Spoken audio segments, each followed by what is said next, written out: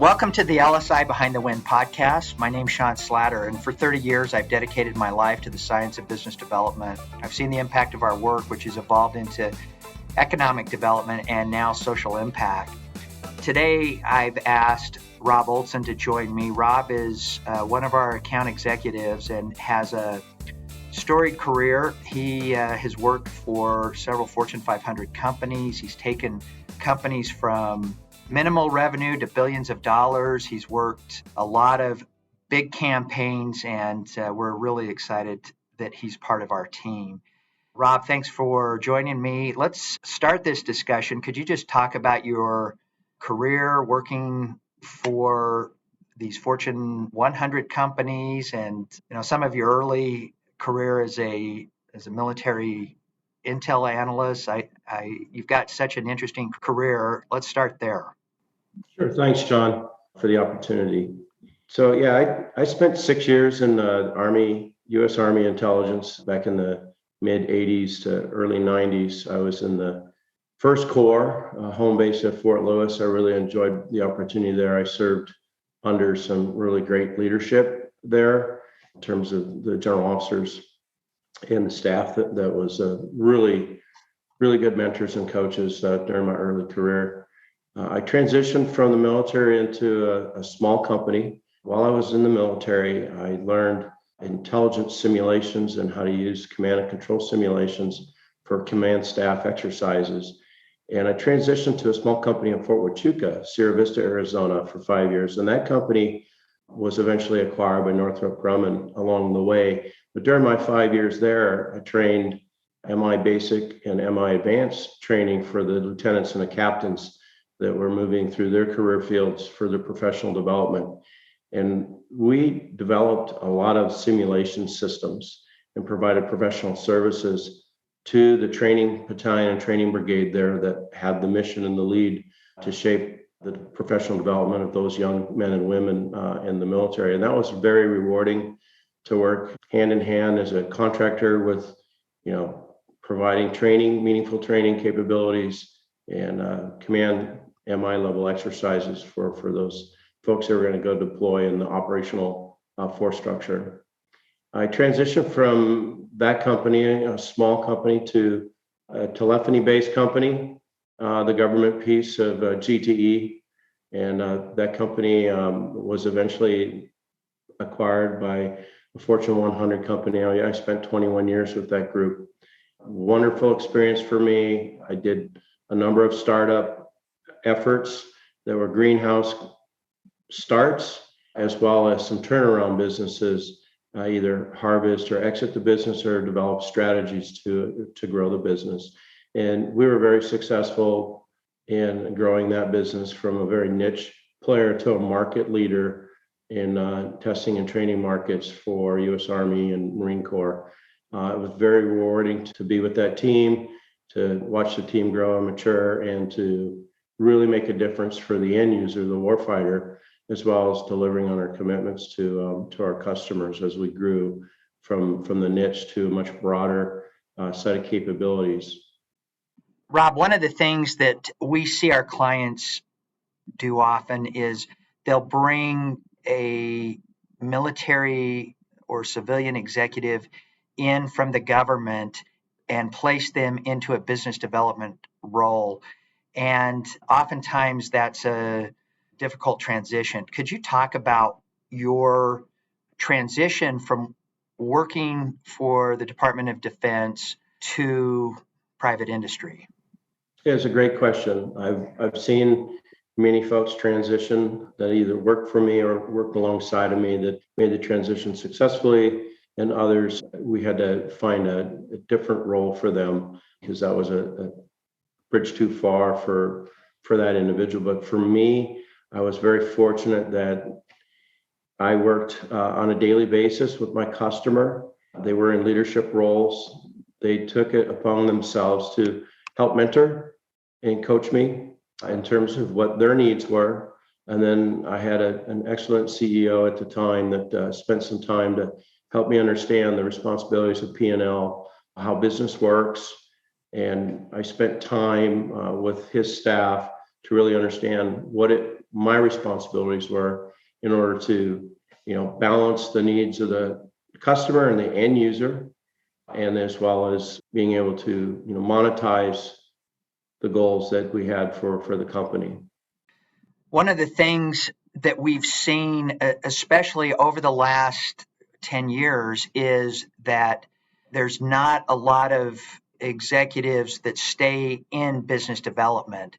Typically, and you've seen this a lot in your career, individuals will transition out of the government.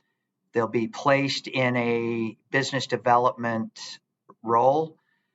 If they are successful in winning a large program, many times those individuals will transition into a program management role or go back to delivering against the contract. You didn't do that. You were, over the last 2 decades, you stayed within business development, and I really admire that.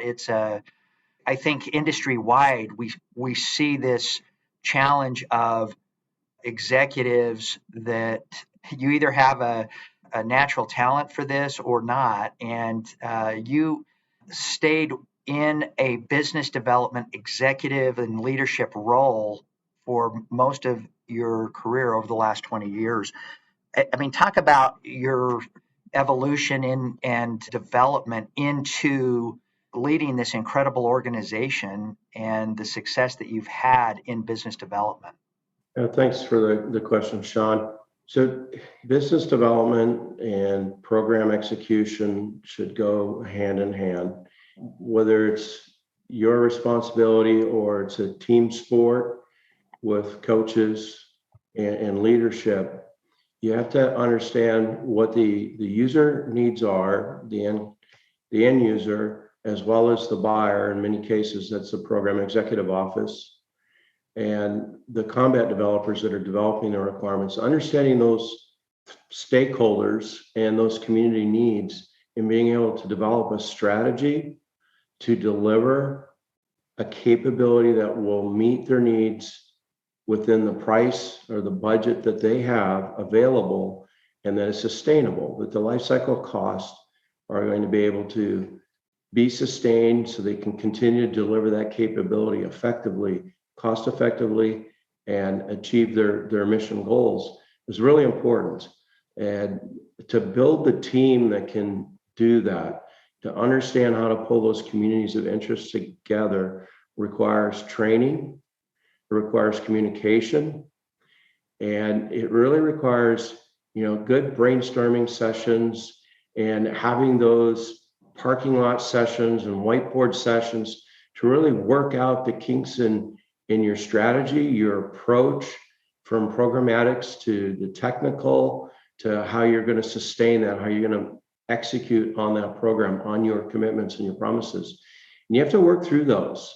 And if you use the business development process to qualify your opportunity, and then you use the strategy phase in your funnel to really flush out your baselines for how you're approaching it, and then use the customer engagement, your engagement with industry, partner right, understand your gaps, find strategic partners that can close on that, all along working to your price to win, you can very easily help shape what that RFP is going to look like, because the end customer is going to get what they really need. And many times that's an educational process, both on the government side, the end user, the combat developer, and the industry base. There are compromises to how you approach that winning proposal. Absolutely. When you assumed some of these organizations, you oftentimes would go in and inherit an existing organization. You would have a team in place. You'd inherit an opportunity pipeline. How did you go in and assess these organizations as the new leader?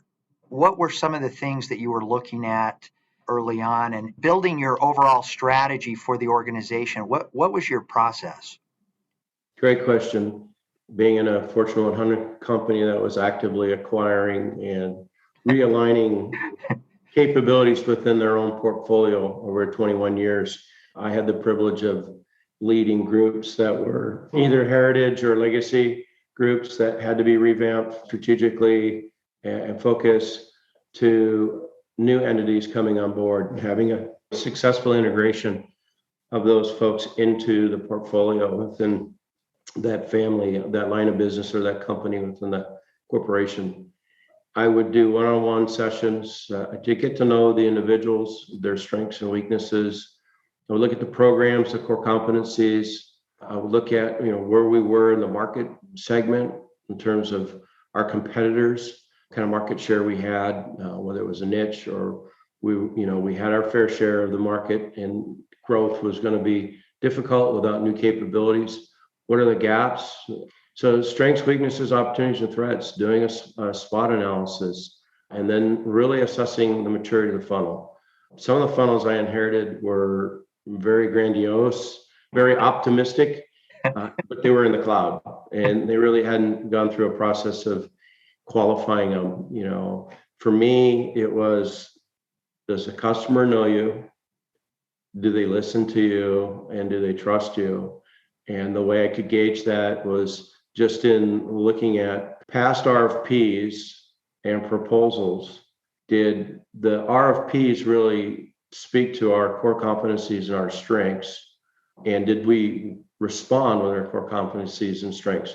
Was our approach in line with what the customer is asking for? So trying to gauge, did we really understand the market we were in and how that customer buys?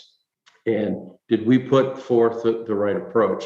So then you could start to really adjudicate your funnel and start honing in on your high probability win opportunities. And those are the ones that you start to invest in and move through the funnel, through strategy phase, ultimately to a bid, no bid, and to a winning, successful proposal effort.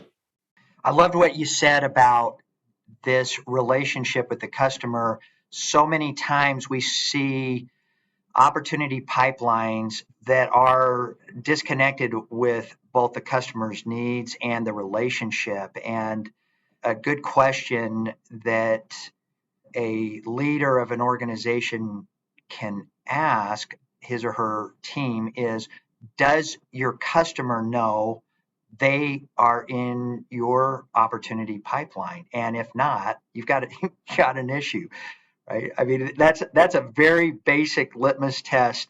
Does the customer know you have them in your opportunity pipeline? And I mean, as simple as that is, there are so many opportunity pipelines that we look at and analyze, and it's just nonsense. How would you communicate that back to the executive team? That I'm sure that when you would inherit some of these opportunity funnels or pipelines, that once you did the analysis and said, we're 2/3 of this is irrelevant, how would you communicate that back to the leadership team?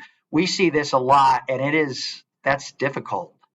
My approach would be to prioritize the opportunities, rank them, using a simple DAR analysis type methodology. So you could weight the opportunities, the criteria in terms of how you would prioritize the opportunities, and then talk about the strengths of why these are your top 2 or top 3 opportunities. Let the rest just kind of fall as it may. Really didn't have to spend a lot of time on that. So you focus on the ones that really matter, and then lay out some high-level strategies, objectives, actions that need to be taken, and expected results. So if we do what I call the SOAR chart that I think other companies in other industries use, if you lay out a simple SOAR chart or 2 for that opportunity, here's a near-term tactical activities that we have to do.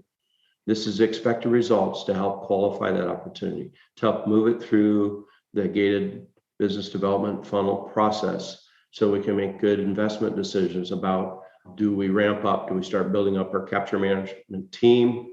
And do we start, reaching out and making commitments to teammates and build that team? Early on, I would like to engage the customer and the combat developer. Making those office calls is really important to understand what their limits are on risk, how open they are to new technologies. Are they just trying to answer the mail with the budget that they have? Are they really trying to make a change? So you have to really gauge the decision makers on how far they want to push the envelope for satisfying those requirements. Because the end, to that individual, that's a 3-year program. They have 3 years in that chair. They want to be successful, and they have finite resources and people.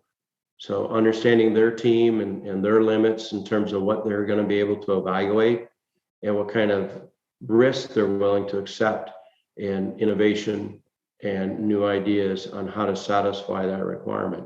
So those early customer engagements, sales call planning, understanding what it is that you want from that call when you meet, and then how to translate that back into how do I adjust my strategy? What's the approach? Should we be bidding this opportunity, or do we move on to the next in the funnel? So when you would assume a new organization, when you would go in and lead this group, you would make an assessment, you'd build a strategy, create a process, spend some time training, and then move into more of a tactical phase of what we term capture. So let's talk about that tactical piece. So much of, especially now where these proposals are 30 pages, the capture piece, the relationship with the customer is so critical. And we've found, especially in the last 2 or 3 years, as these organizations have gone from these large multi-volume 5,000 page proposals to 30-page technical proposal. If you do not have that relationship with the customer and really understand his or her requirements and challenges, you're not going to win this opportunity. How would you advise your team in connecting with these government customers in a major campaign? Excellent question. You engage at all levels. First of all, we try to do a good job of understanding the source selection evaluation board. And I think we have a pretty good handle on who the selection authority figures are. But it is the GS 12s, 13s, and 14s that are going to evaluate your proposal against the RFP requirements. Right. So you have to have relationships with those individuals. In the way I've done it in the past is we would create ethical forums in which we could engage the customer in a mutual benefit type environment. Let's say, let's have a training exercise.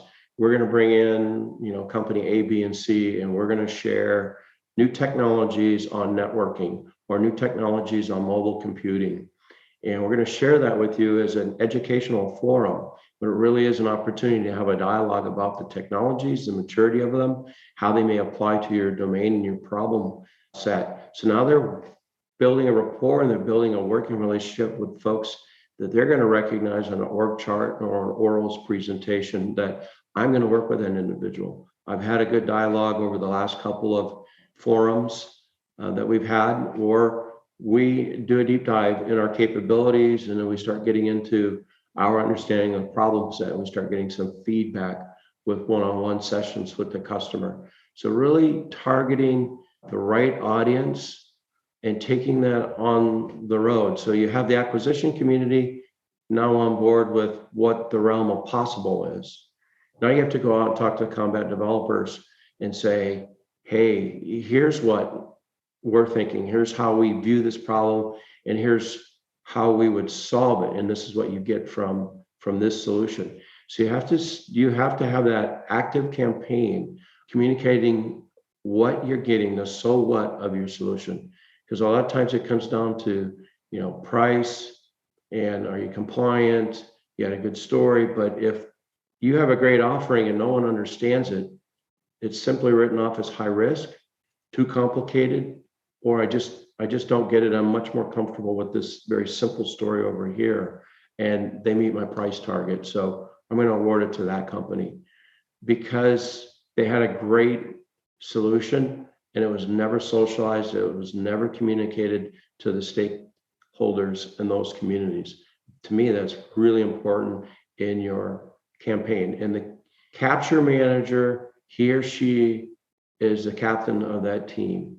And it's very important that that person is dedicated full time once you commit to a strategy phase and you start growing that team as needed and build it up so that you can meet all of your tactical and strategic objectives going into proposal, that you have your baselines that you need to write an effective story that meets your price to win. One of the things that we often see, and you had touched on this, I'd like to explore this with you a little more.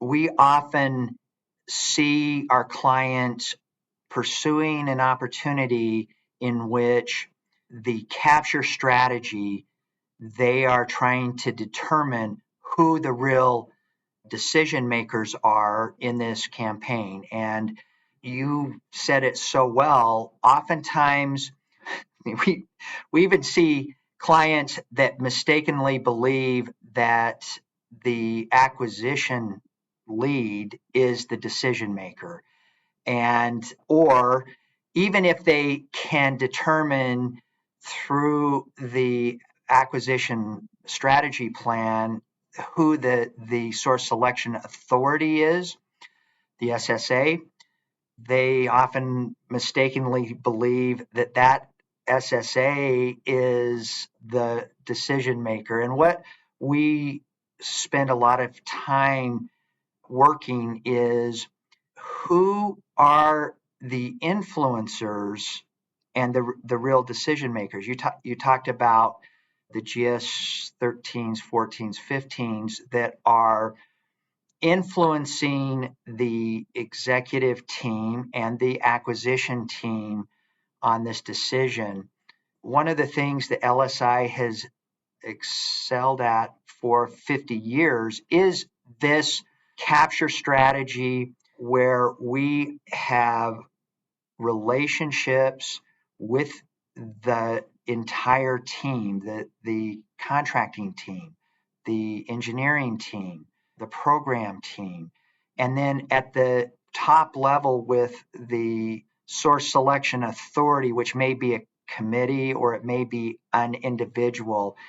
And I think that this is becoming increasingly important, where the relationship really emanates from those organizations. And it's difficult for someone to do that if they're not on site and have that close connection with the customer. And so, talk about how you would take on these campaigns and try to get that type of relationship at all of these levels, at the program level, at the engineering level, with the acquisition team, with the source selection authority. Thanks for the question. So if you didn't have, let's say I was going into a new customer and it was truly a greenhouse, or it was an adjacent market strategy for us, and I personally did not have a relationship with that command or that PEO, I would reach out and leverage consultants. So when I was in my Fortune 100 company, we had resources that would allow us to bring on a consultant that came from that community. I would partner with them. I would bring them up to speed. I'd spend a couple hours letting them know what we're trying to do, our initial thoughts about the market and what we could bring to bear for the problem that we're addressing. And then they would make recommendations, suggestions about who we need to see and what, understanding what those individuals' personas were like, their hot buttons, what their interests were, so that you could, focus your communication and what you're looking for with that one-on-one dialogue with that particular individual, so that when you went in, that sales call planning up front is really important. You went in that you didn't waste either party's time, that you could really get down to business and make a difference to help inform your decision about whether you're going to invest in an IRAD, whether you're going to partner, who you're going to partner with, and why it makes sense in terms of your offering to the problem. But I would work with consultants. I would also work with teammates. There's reason, sometimes there'd be a reason to partner with another company, because that company was either being led or had key folks that knew that domain. And you would work with those individuals to, refine your strategy, and you'd go do a joint sales call, if you will. And you start to build that relationship. And if you get that trust with that individual, he or she can be a champion for you, at least create opportunities and encourage their team to meet with you and to meet with industry. So it wasn't that you were looking for special time or access. It was, hey, we want you to talk to industry. I want you to talk to my competitors. I want you to know what they are bringing to the table so that you're well informed that our solution's better. So, encouraging the government to engage industry is really important, because they're not all comfortable with doing that. Right. Many of them are very comfortable with just doing their part and pushing it out the door and having industry respond. And I don't personally find that very rewarding or very successful in terms of pursuing business. You really have, it's a team sport, and that's all sides of the facet when you're dealing with DoD acquisitions. So engagement early and often, and you do that by bringing in consultants that come from that community, or partnering with teammates that have those individuals that can help flush out your team and your domain knowledge. One of the things that we talk about with our clients is how different customers are, and even within the same agency. You may say we've got a great relationship with the Army, for example, and yet the chemistry and the approach with TACOM or AMCOM or CCOM or some of the Army Futures Command, every one of those installations and organizations are so different, even within the same agency. I mean, going from TACOM into pursuing an HHS opportunity there's an incredible difference, even though these customers are all operating under the FAR.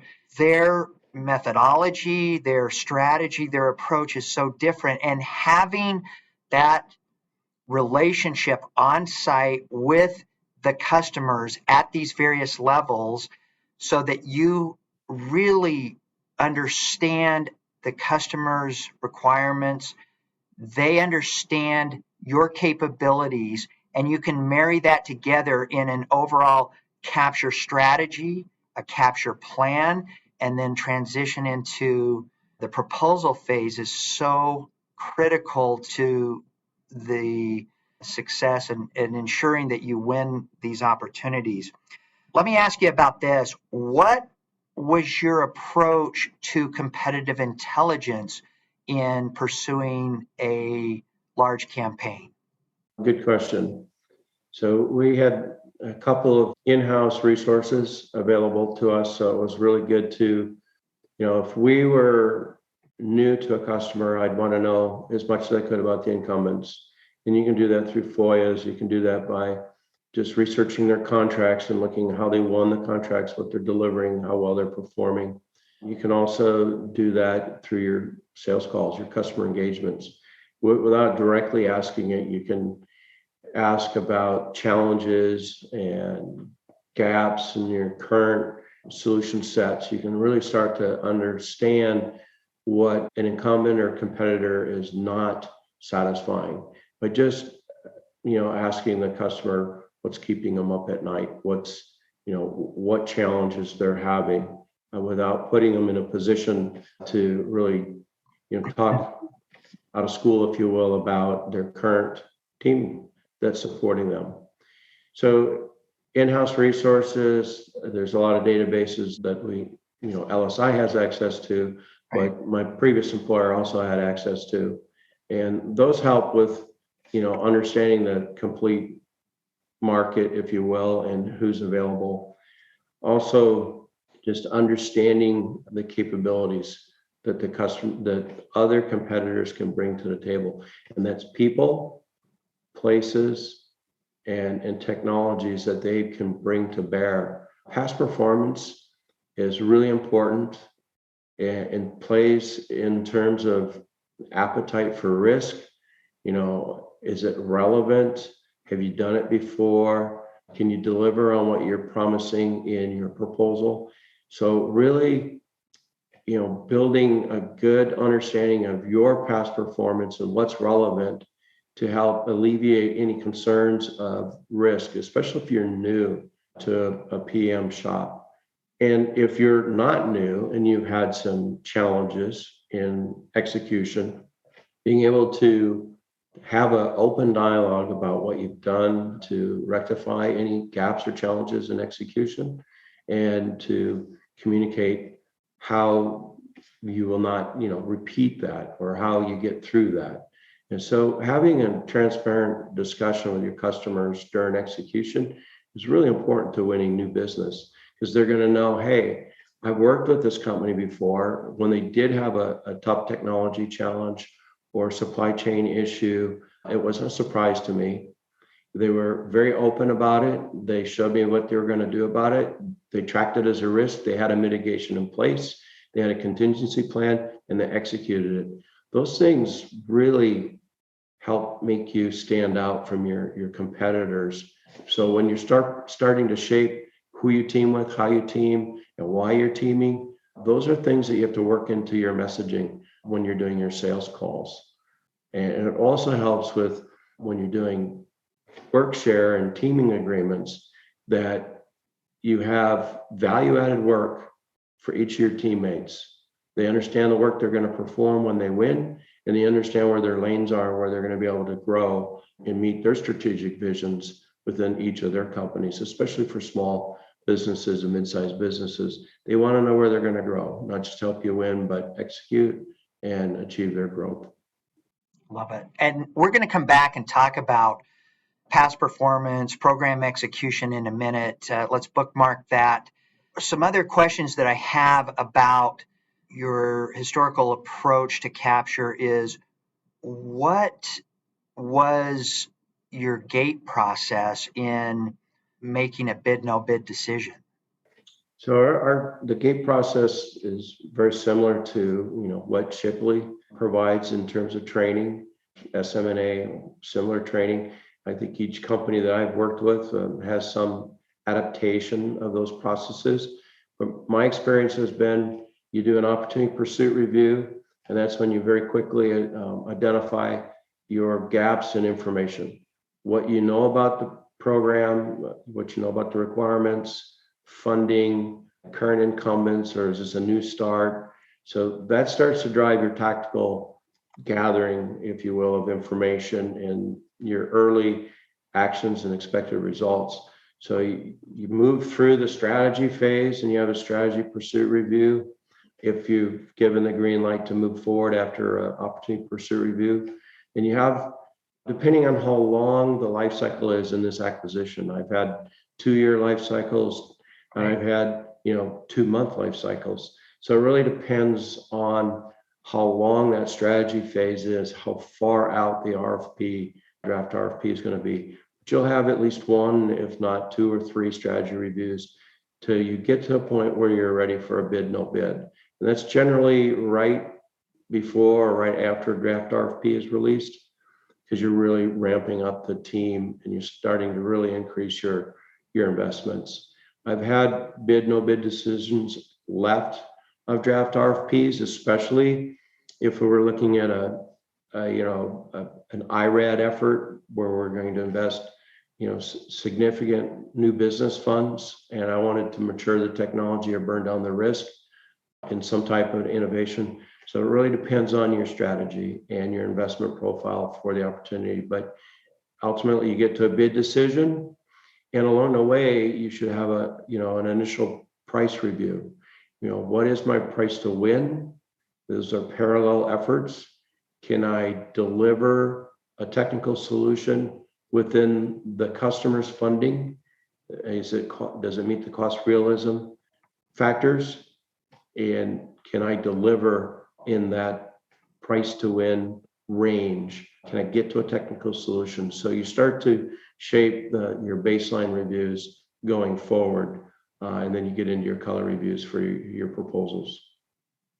So one of the things that I think has been a really interesting piece of our business over the years is the interface between the capture team and then moving into the proposal phase, and the role that the capture team plays and the interface between the capture work and the proposal development work.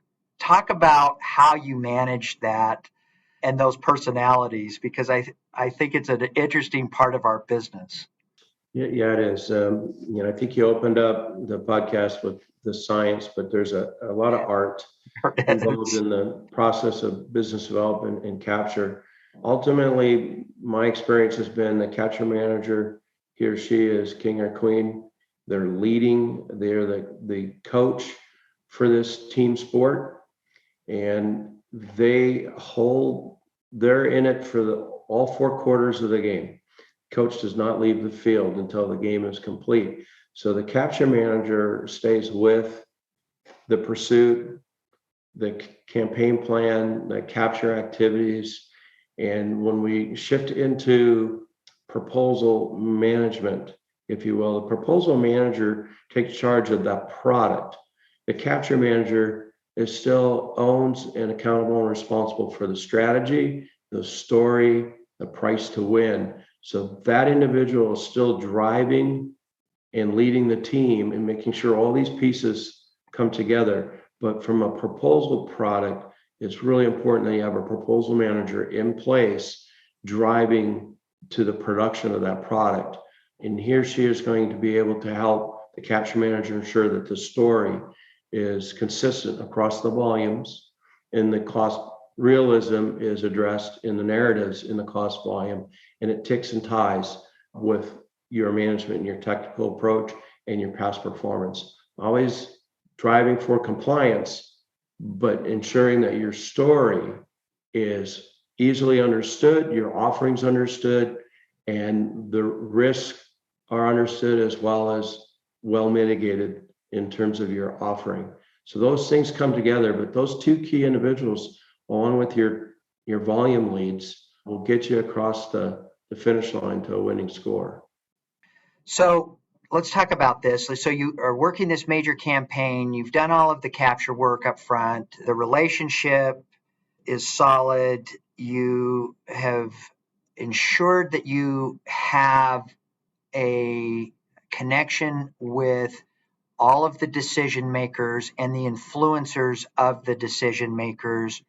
You have really understood what the customer's requirements are, their issues. You've educated the customer on your capabilities, and now we're ready to build this proposal. What would you look at, and how would you build out these proposal teams in these major campaigns? One of the things that we run into all the time is this fantasy by business development executives that, oh, we're just going to pull people off of their day jobs and have them work these proposals on at night and on the weekends. And talk to me about how you would create winning proposal teams. It was my experience that the individuals that were working the proposal, the key individuals were brought in during the campaign plan, the capture activities. So your technical lead or your chief architect started early on in your solutioning for your campaign and your messaging in terms of being able to socialize an approach or multiple approaches so you can narrow it down to a winning technical solution. That individual stayed on throughout the proposal and would start the program. That would be part of the execution of that program. So picking those individuals is really important to communicate and get buy-in with not only the individual, because they have to be willing and they have to want to work this new effort, and understand that they're going to stay with it. It's not a part-time job.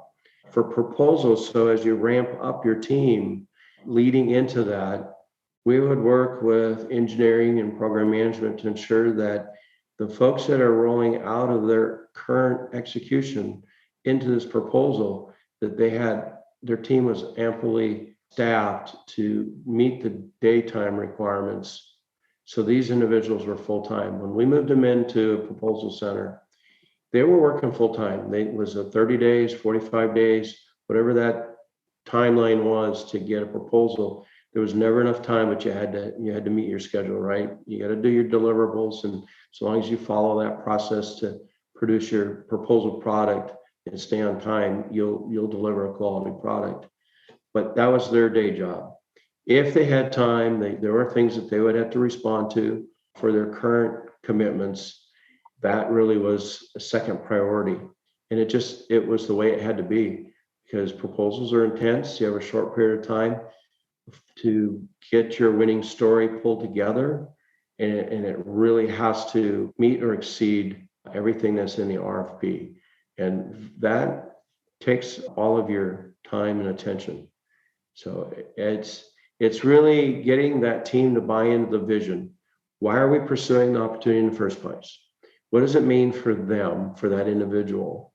How many jobs is that creating? How does that have long-term longevity for us in that market space?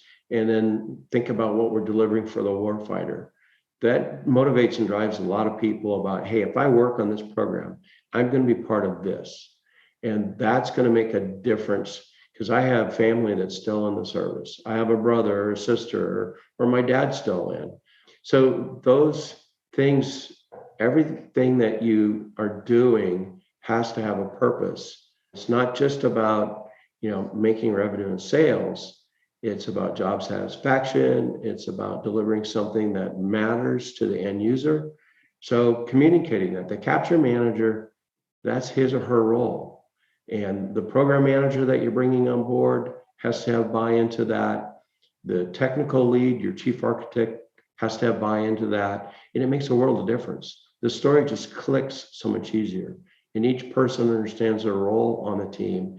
They can very quickly deliver the context and content that you're looking for. And a picture's worth 1,000 words. If you can develop those graphics and make them simple to convey your solution, it makes it so much easier for the source selection evaluation board to understand what it is that they're looking at and reading. I love that. I mean, everybody that has worked proposals with me knows that I have a strategy that every page has artwork on it. And a big part of our success over the years has ensuring that we have relevant and compelling artwork. We know we have done this and have interfaced with the source selection authorities. We know that these government teams, they will not spend the time to read every page of the proposal. And I mean, it's frustrating as a company investing all of this money into a proposal, knowing that your customer is not going to read every page, and yet you have spent all of that time putting together this product.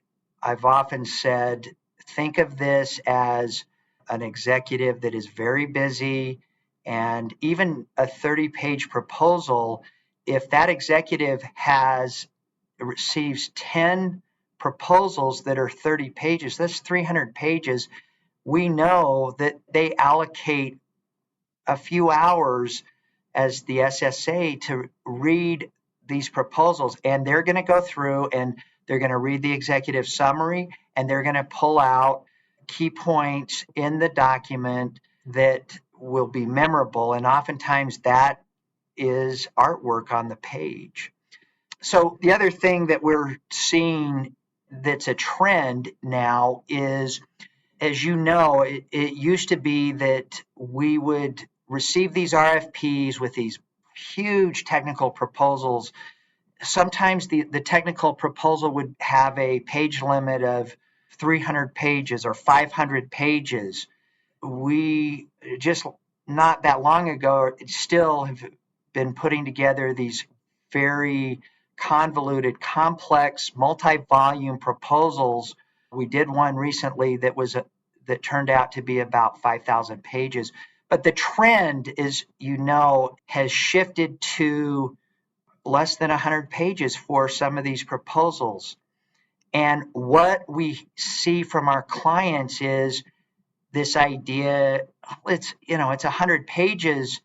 We're not going to invest in bringing in a proposal team dedicated to this. We'll have the capture team do this. We'll have program leads from other programs. We'll pull them off their day jobs and have them do this. And it's been a failure. We just saw a major contract lost with this theory that we can, this was a huge campaign. The company, the client of ours, invested heavily in this opportunity, and yet they failed in the proposal because they thought, we can do this. We'll just put this together. It's 100 pages. We'll do this in a few weeks' time. They did not invest in the steps, the typical steps, the typical process to ensure that they were going to win this opportunity. And talk about how the shift in the proposal volume, these massive proposals now down to 100-page proposals for $1 billion opportunity, has changed the thinking in the industry around proposal development. So, Sean, there are no shortcuts, if you will, to putting together a compelling winning proposal. You really have to work left of the RFP to socialize your solution. So like you said, not every page is going to get read. In fact, when your proposal is evaluated, many times your proposal is chopped up and sections are sent off in a silo. And one individual will look at the logistics piece. They won't get to see the programmatic approach. They won't even get to see the overall architecture. They're just looking at the logistics story and the illities of your offering without even getting a big picture of what it is that you're delivering. So if you have that in mind, that each section has to stand on its own and the story has to flow through that document, because they may not read the executive summary. They may get it, but they may not read the executive summary. Only a handful of people read the executive summary. That you worked a lot of time, a lot of hours, and a lot of iterations to get the executive summary just right. And they're very important because they do set the stage for your proposal, but not everyone gets to read it. Even if they want to, they're not given the opportunity to read it. So the document has to stand on its own, but so do each section. So to be able to bring that together as a product, that requires a dedicated team. There are some smart reuse. There's some standards that a company can apply. Here's how I manage risk management. I have a risk management template. I have the same kind of colors and schemes and how I convey how I manage risks. Here's how I do schedules. Here's how we do, peer reviews, and here's how I do systems and software engineering, those process related things. There's a lot of smart reuse that a proposal development center can have in place to reduce the cost per page on your proposal. But when it comes time for the solution, the story, and the price, your cost and pricing to come to life on the paper or a presentation, it takes a dedicated team, and there are no shortcuts to that. You trust the process and you'll walk it through. Maybe you can compress it because it's less volume, but getting the message very concise and clear still takes some time. It takes those iterations of storyboarding, outlines, to writing the content, pink teams and red team reviews, to massage the messaging and be consistent across the board. So trust the process, understand there's not shortcuts, but there are smart ways to capitalize on reuse for other proposals you've done. And there should be some core framework capabilities that you can bring forward in terms of your artwork to drive some of your costs down. But your solution is unique. They're picking someone that they want to work with, they know and they trust, and it's relevant. And you have to convey it in the story, because you don't know who's not going to show up for that 1 or 2 days to evaluate your proposal. You may have spent a lot of time developing a relationship with 2 or 3 people that were going to be there, and all of a sudden their spouse just disclosed that, hey, I work for team Y and they're bidding on the job that you're evaluating. You have to recluse yourself, dear.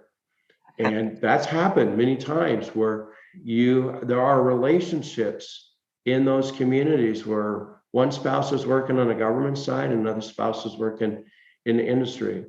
And you find out towards the end, when they formalize source election evaluation board, there are some players that can't play.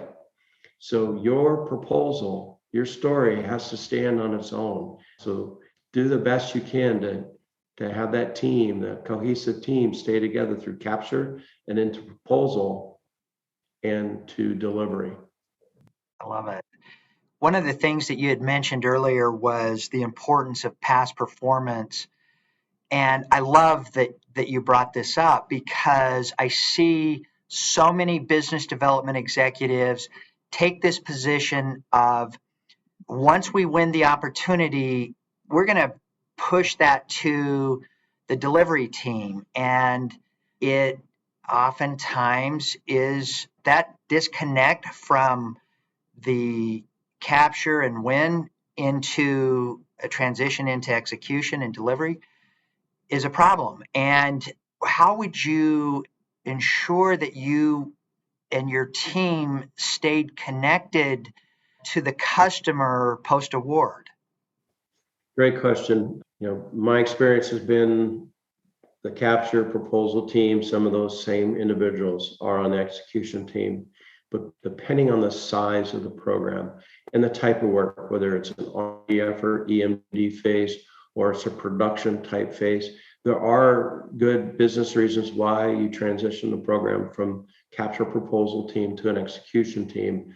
If it's build to print or it's going into full rate production, that capture manager and the program manager that work those efforts, if they're not transitioning, they need to be part of a transition strategy. Communicating the vision and our commitment. Many times we presented, executive summary of the proposal to the execution team. We introduce those. If we're bringing new key folks on board, we introduce them to the customer. We have one-on-one sessions. So we're socializing the individual and giving them an opportunity to develop a rapport. And you do that through the process of your program milestones, as well as your kickoff. Your kickoff meeting, you set the stage for success, bringing in the customers, the stakeholders, and again, you renew the commitment. Because many times, even though you won and you had a great proposal, the customer may have something else in mind and they want changes, or something's changed in the real world situation and they want an engineering change proposal already. So having that initial kickoff and expectation and shared vision with your stakeholders keeps that train moving. There's a part about keeping your program alive and keeping your program sold. Keep it alive by good execution. Keeping it sold is through communication and communicating that vision with your customer and to your teammates and your employees so that they understand what it is that they're trying to deliver in the end state.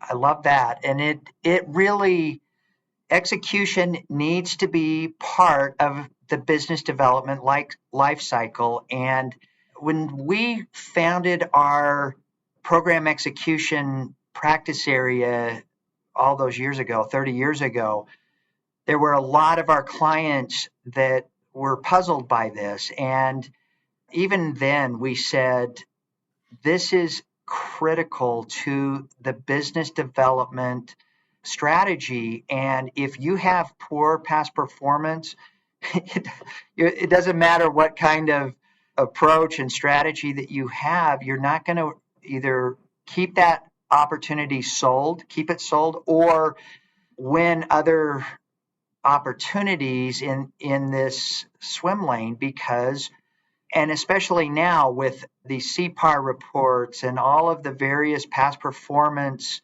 databases that every customer can access, this is such a critical part of the overall business development strategy.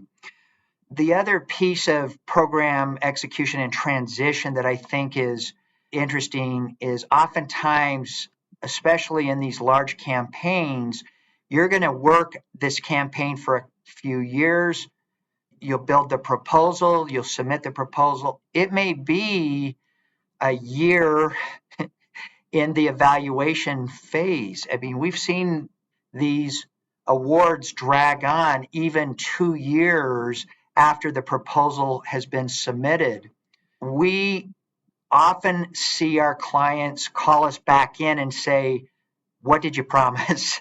what was in the proposal?"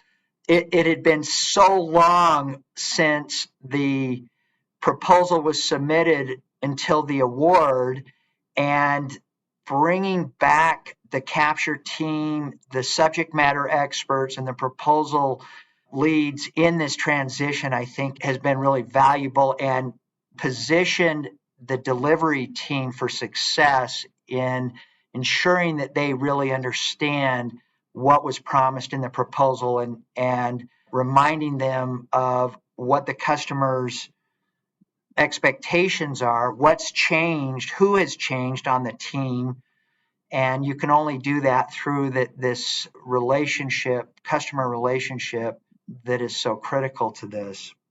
Rob, we've talked about a lot in this, and I'd love to spend some more time with you focused on some of these various disciplines. But in our discussion, we've really touched on every one of the LSI business development practice areas. We've touched on strategy, process, even training a little bit on the strategy side of and organic foundation of organizations. We've talked a lot about capture and the importance of the relationship and understanding the customer's needs, which you're only going to be able to get that kind of information, that in-depth understanding of what their challenges are, what their vision is, through the relationship. We've talked a lot about the education in this relationship, at the education of your capabilities, and then transitioning into the proposal phase.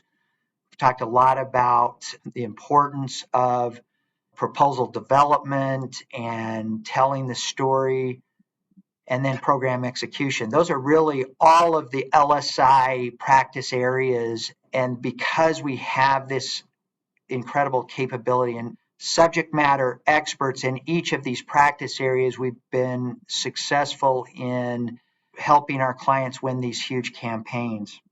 Talk to me for a minute about, we mentioned this early on in our discussion, this career path of business development. We've seen this exodus out of business development, especially in the last 2 or 3 years. I think the COVID has accelerated and exacerbated this, but we've really seen a long time career business development executives get out of the business. We've seen companies that have said, we're not going to invest and build organizations around business development. We're just not going to do it. They've got these ideas of, we're going to give it to a division lead or a line of business lead.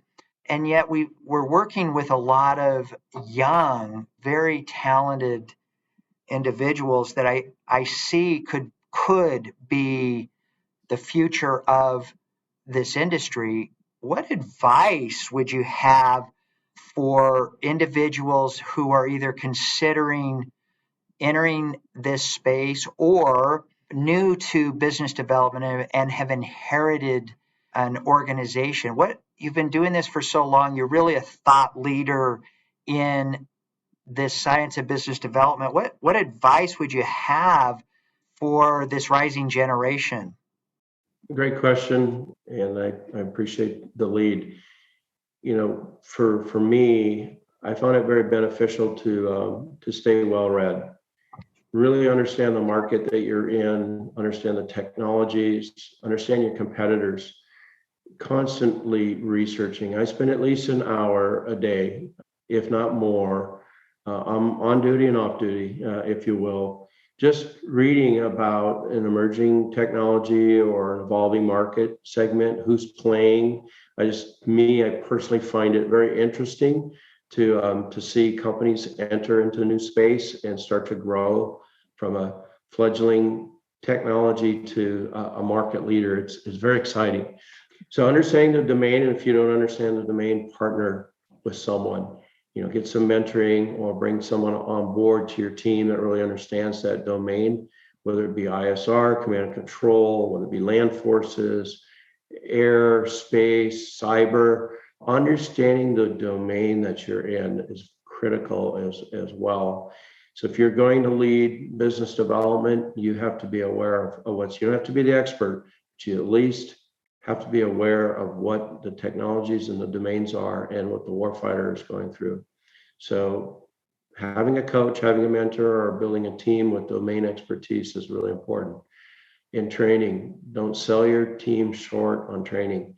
There is an enormous amount of good training out there, from understanding how to do proposals, whether you're going to be a proposal manager or not. As a capture manager, you need to understand how that sausage is made. It is an art and a science, and it can be grueling or it can be well organized and executed flawlessly, if you will, if you understand how proposals come together and why you're doing it and how you're doing it. It makes it so much easier and less stressful for the team if you understand how to produce that product or how that product's going to get produced. Understand your process and how your decision makers are going to make decisions. What information needs to be shared.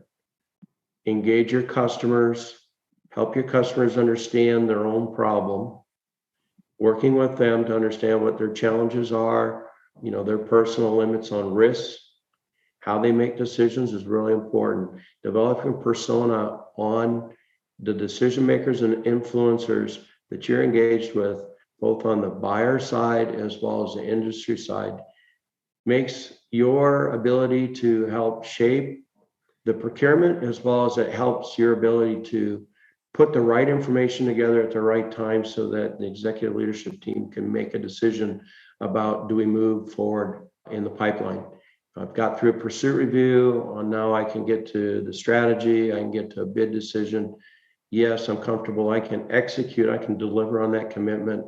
We're going to have price X, I'm going to deliver Y, and we're going to be successful and have great past performance, and I'm going to meet my sales and earnings for that program. It's good business for me because that drives engineering training, it drives program management, it drives strategic recruiting and hiring. There's just so much to the business that, as a business development person, you have to understand your role in it and all your other stakeholders internally, how they're going to make decisions about whether or not they're going to support that pursuit, or that's just too much. It's too much risk for them to step forward, because you need engineering, you need QA, you need your ops team, you need your supply chain, you need your program managers and the P&L leads to buy into, we can deliver that, and that makes good business sense for us to be engaged in that program early on in that capture.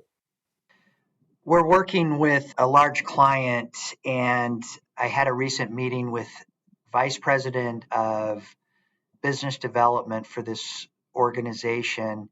He has a target this year of $5 billion, and he's very young. He's I would guess he's 30 years old. And he pulled me aside in a recent meeting and said, "How have you stayed in this business for so long? And why should I continue this? And I've got these other offers to go lead other organizations." And I said, "It's fun. It's exciting. The pursuit is exciting. To see these wins is exciting." And he's got this amazing team supporting him. And I encouraged him to not go pursue these other opportunities, that he could spend his career in business development, and it would be fun. And I really think that he's going to stay in. But I see so many of the thought leaders of business development retiring or saying, I'm going to go do something else. And this young generation is really struggling to see how amazing this career could be. And so I encourage individuals that are creative and love that pursuit and the win, that this winning mentality, to stay in and pursue this as your career, not go off and do something, lead a delivery team, which is often what happens, as you know. So let me ask you one last thing as we wrap up. I love this about you. You were the former chief of police for Golden Valley, North Dakota. Talk to me about how in the world did you go from being the chief of police to this amazing business development executive? And it seems like a lifetime ago. I started my career in law enforcement. I had the privilege of serving as a chief of police and later a deputy sheriff with Pierce County, North Dakota, based out of Rugby. It was fun. I really enjoyed it. I had an opportunity to go serve my country in the U.S. Army. So I transitioned from law enforcement into the U.S. Army. It was just the right time for my family and I at the time to make that transition. But I enjoyed it. I was also the assistant fire chief. I made some additional dollars by pushing snow in the wintertime. So I got to drive the big cat with the loader on the front. That was always fun. So, but clean the streets, have coffee, change, put my uniform on, and greet people for my second cup of coffee in the morning. It was a small community. It was impacted by energy, coal and oil and coal gasification. So we had a very large population of construction workers and electricians and engineers and chemists. And, you had a small town that every town just exploded with growth. And so you had no infrastructure. You had to, do submit proposals for grants to get funding for your department. I did the same with the fire department. It was fun. I get to meet a lot of people and work through just everyday challenges for the community. And it was a great time. It was very humbling to go from that to private first class in the U.S. Army. And there's been times in my career where I've been humbled, and it's really good personal growth opportunities to go through those changes. I love it. Rob, thanks so much. We've covered a lot, and I want to talk to you some more, as I said, about some of the various disciplines and explore these subcategories within our practice areas. This has been fun, and I really appreciate you sharing some of the thought leadership that you have contributed to our business, to our industry, and I'm just so excited that you're part of our team. So if anyone has questions about this episode, we've covered a lot. We've covered a lot about the LSI methodology and the various practice areas around strategy, process, training, capture, proposal development, and program execution. There's a lot of moving parts in this process. And if you have a need for support in any of these areas, if you're pursuing a campaign and you need help in building the strategy or penetrating an organization, a customer set, if you need help in establishing the relationship, in building your proposal, in program execution, any of the LSI disciplines, please reach out to us. We'll have Rob contact you and help work through whatever your requirements are. Rob, I really appreciate your time and all of your great work in this discipline of business development. It really is a discipline, and that you're part of our team. Thank you. Thanks, Sean. I appreciate the opportunity.